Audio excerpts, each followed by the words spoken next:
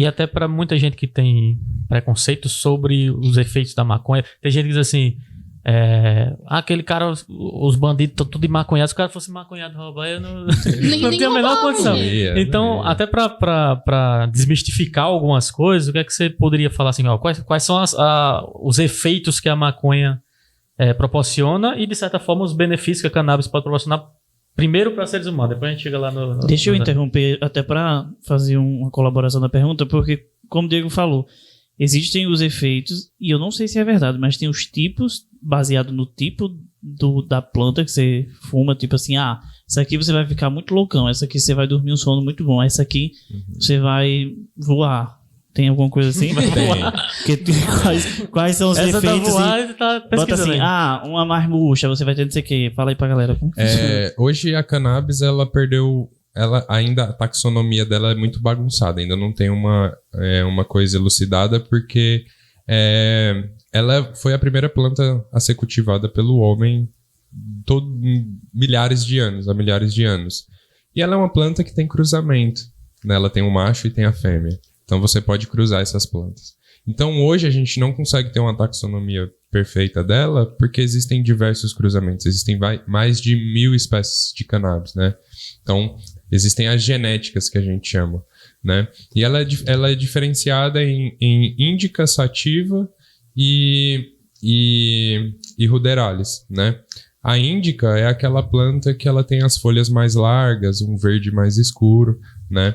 E essa planta ela tem uma predominância mais de CBD, né?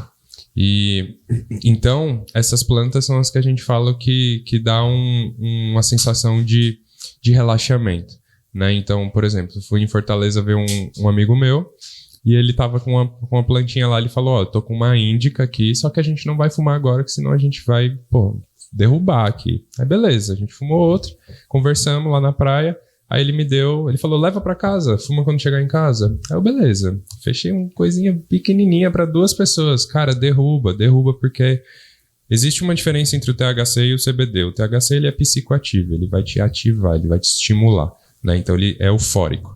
O CBD, ele é ansiolítico, então ele vai te dar uma acalmada. Então, a índica, ela tem essa predominância de CBD em relação ao THC. Tem THC, mas em menor proporção.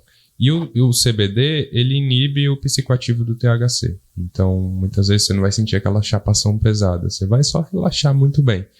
A sativa já é uma planta que tem umas folhas mais finas, um verde mais claro, e são plantas que crescem muito, que são as predominantes em THC. Aí essas plantas são as poderosas. Tem planta que chega aí a 30% de THC. Essas coisas que a gente compra por aí, que é do fruto do tráfico, prensado, essas coisas, a gente tem ali em torno de 8% de THC. Tem planta com 30%? Tem planta com 30%, coisa que você acende e apaga, porque você não consegue fumar ela, né? Então, acende e apagou. Literalmente. Então, tem plantas mais fortes, né? E aí que as pessoas têm que tomar um certo cuidado até, né? Porque tem pessoas, por exemplo, síndrome do pânico, que pode dar um gatilho ali, né? Se uma pessoa fumar um negócio desse muito forte.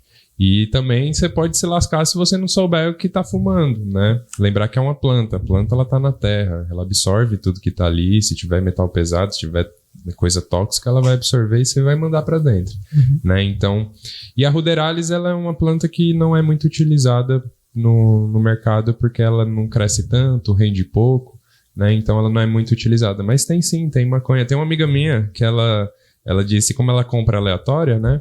Ela tem vários potinhos em casa, ela falou.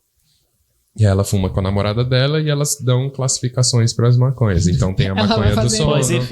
Ela fala, não, essa aqui é a do sono. Essa aqui é mais gostosa para você comer uma comida. Essa aqui me deixa mais ligada, né? É um sommelier da maconha. Agora, uma dúvida, né? Aquilo que a gente começou no início da pergunta. Você sempre que eu conversei com você sempre teve essa visão de ter os pontos positivos e os pontos negativos em tudo. Tanto que não é para todo mundo que você... Não é para todo pet e tal. A gente vai chegar lá porque você vai falar sobre isso. Mas eu queria reforçar o que eu falei lá no começo, assim, entender das diferenciações das plantas. Quais os benefícios que ele pode trazer para alguma... Você falou que para você ele te ajudou muito na época da faculdade com depressão, né? Eu sei que tem... Para quem tem depressão, para quem tem dificuldade com sono e tal... tem pessoas que a cannabis como meio medicinal tem ajudado.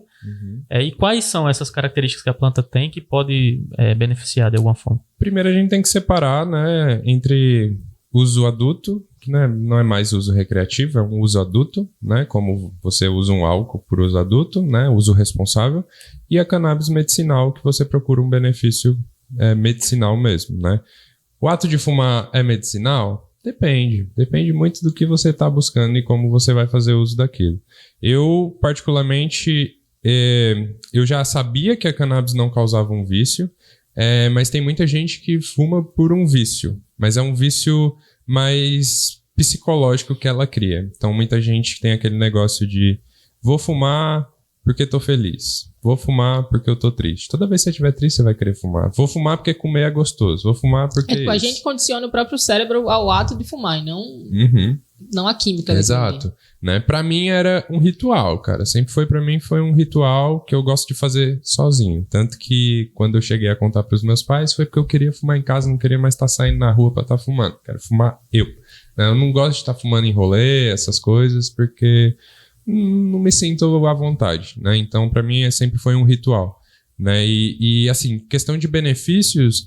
é que ela vai te acalmar, cara. Vai te acalmar e isso depende muito do que você está utilizando. Vai que você usa uma planta alta em THC e te dá uma ansiedade. Se você já é uma pessoa ansiosa, né? Então, tem que tomar cuidado. Você tem que se conhecer e antes de utilizar, buscar informações. Porque, às vezes, é no uso errado que a gente criminaliza a coisa. Não é porque ela faz mal, é porque talvez não seja para você, né? Então, tem que ter essa consciência também.